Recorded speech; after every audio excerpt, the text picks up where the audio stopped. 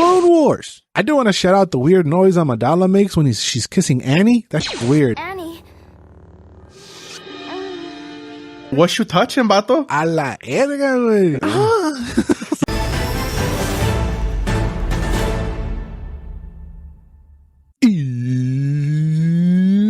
Welcome to List. This show we pluck out a name out of the Geeks, Fiction Tristan Podcast YouTube channel. Watch list, watch and review for reviewing pleasure. I'm your host, Eder Perez. With me as sometimes my forcefully frame. The series we are tackling today is the 2003 Star Wars Clone Wars. The event and battles of the Galactic Republic last major war are recounted. 25 shorts in total, and they were released in tandem with a web release. It was produced by Cartoon Network, and it's in the same art style as Samurai Jack. There's a certain charm to it, which draws you in immediately. Yeah, it was directed by Genndy Tartakovsky, which is the guy who made Samurai Jack. He's also making Primal on HBO. This takes place story-wise between episode 2 and 3, right? Like exactly after episode 2, and this series ends exactly where episode 3 starts. Yeah. We get to see when Palpatine gets kidnapped. We get to see why the hell Grievous coughs a lot. Yeah. Which was interesting because when this series aired, they did not have General Grievous's voice. So that's why Grievous sounds different in the series than in the movie. Because they're two different people. I do think that the voice actors for this sound pretty similar to the actors in the movies, especially the person who's playing Obi-Wan sounds just like Ewan, I think. Building huge droid armies and massive warships. We must act quickly. Oh yeah, they actually the only guy that returns is Tony Daniels. That's C-3PO, but everybody else is different. And I think between Obi-Wan and Miss Windu, kind of a little bit, are the ones that sound a little bit like their movie counterpart. I wish the voice actor that made Anakin changed the cadence of the voice, because he stuck so much to Hayden Christensen's voice. I was like, wow, you could have done a little bit better. But it's Anakin, so he did do a good job, because that's how Hayden Christensen acts in the movies, though. Yeah, I mean, I do commend him by doing that, but I was like, I still hate it. I don't like it. Master, I know you don't think I'm ready for a command of my own, but I am the best pilot in the Order. Chancellor Palpatine knows it. I do want to shout out the weird noise Amidala makes when she's kissing Annie. That's weird. Annie. What you touching, vato? A la erga, güey. The series does open up with like Yoda riding something into battle, and I was like, okay, I had to sit up. What the hell are we doing here? These are actually wars. Can I totally imagine like a Yoda Braveheart-like speech in my head? I was like, oh, I'm going to go die right now. Let's go. But it is very interesting that there's barely any dialogue.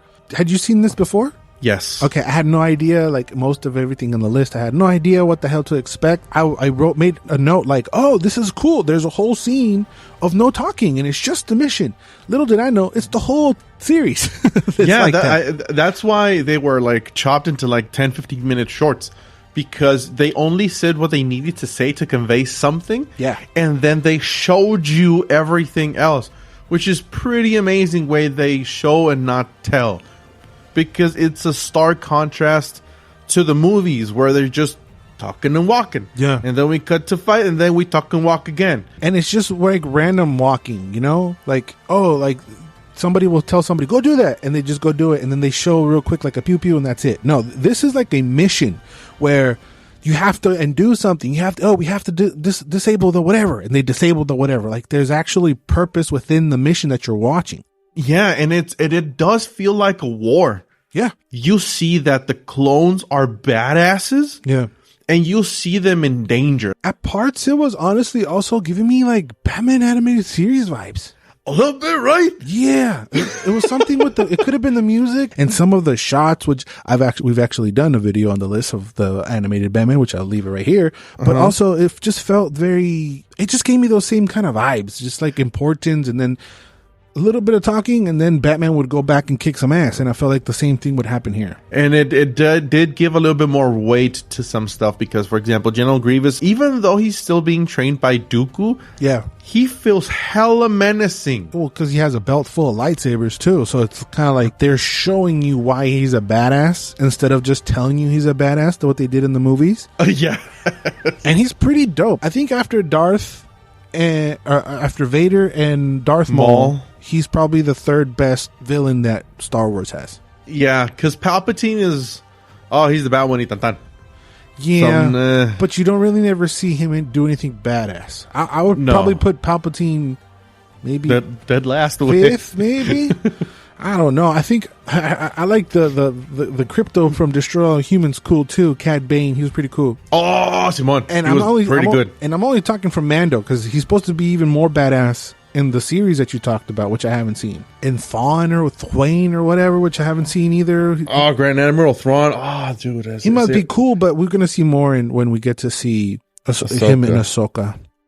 Fun fact about this one, since it transmitted on TV and on the internet, it's the first Emmy award-winning web series.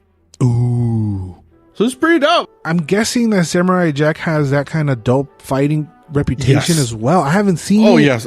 I saw the first half of the first season, and damn, it's good. A lot of people like it. That might be one that I should try to look back on. So much fighting. Windu's fighting was sick. He went Magneto on a couple fools.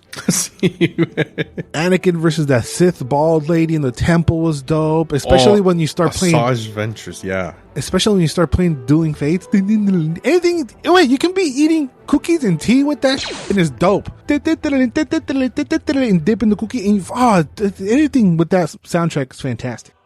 But they allude to Anakin's darkness. Mm-hmm. Well, that's when they play it. Yeah, when he grabs the lightsaber, his whole demeanor changes. And in the last or later episodes, it kind of represents him going to the dark side. I like that a lot. Well, even though he was killing evil people. Right, but it's just the way that he does it. He does it with a malice instead of putting it down to a savior moment thing. And again, it is conveyed with emotion and the actions you're watching. Yeah, and I think that's what the Dueling Fates, the title actually represents. It's not just the good versus evil of the Sith versus the Jedi. It's more like the good versus evil that's happening within Anakin. He's trying to be a good guy, but his nature is no, I want to rip this fool's head off. Disobeying Obi-Wan and going off and doing his own thing. It's kind of the nature and the nurture he receives because almost everybody does not like him. They put him down so badly that I get why he kind of turned evil. Yeah. The first time I watched this, I had to watch it on YouTube. That's a cool thing too. That's lost today because everything is just a streaming platform. But when this came out, it kind of felt like it's a secret. Oh, there's this awesome internet series that you can only get on the internet on this specific website. Of course, it gets ripped or whatever to death. But there's some secrecy and some cultiness to it of you want to see something really cool? You have to go to this website. And then you see it on TV at the same time. It's kind of it's kind of cool. Yeah, because they actually didn't air 6 o'clock, we're going to air the show. No, they just sprinkled it in between the series they were airing. Yeah, whatever they were airing. And I mean, it's 20-something episodes from 2003 to 2005. So they were definitely sprinkled throughout. Yeah. And this is also before Disney owned it. This whole thing is a great addition to their catalog. So Disney, if you're listening, maybe you should start considering outsourcing this whole ass universe to other studios. Because part of the animation was also done in Korea. You see, instead of in-house, that everything's being done now at Disney, because everything now is starting to feel super formulaic. And not only Disney. I mean, not only Star Wars from Disney, the Marvel stuff, the Pixar stuff, it all feels the same because it lies under the same banner. Share some of the wealth with other very hungry studios who kind of don't have nothing to lose and are willing to take gigantic, huge risks. And you get stuff like this. Look at Visions. I enjoyed that because of how different every episode is, and it expands on a galaxy. Bruh, it's a galaxy. Not everything has to be revolved around Luke and Leia and them people. Yeah, there was wars in different parts of the galaxy. It's a galaxy. Why are we still talking about these people? And this is about the same people. It's a bridge between two movies, but just the vision that that Cartoon Network had for this is amazing. Star Wars to me has always been like very contained to certain planets, to certain locations, and to certain people. It's to the Skywalker saga. That's what it's contained to. Yeah, and it's like, no, cabron, you have infinity and beyond. But of course, leave a comment down below about the facts we might have missed that you know. If you're a fan, what this meant to you, anything and all things, leave us down there in the comments, along with what other things you would want us to watch for the list. I'll leave another Star Wars movie that we've done for the list right here for you to watch. Don't forget to subscribe. Thank you for watching. May the Force be with you, and always and forever, you do you. Bye.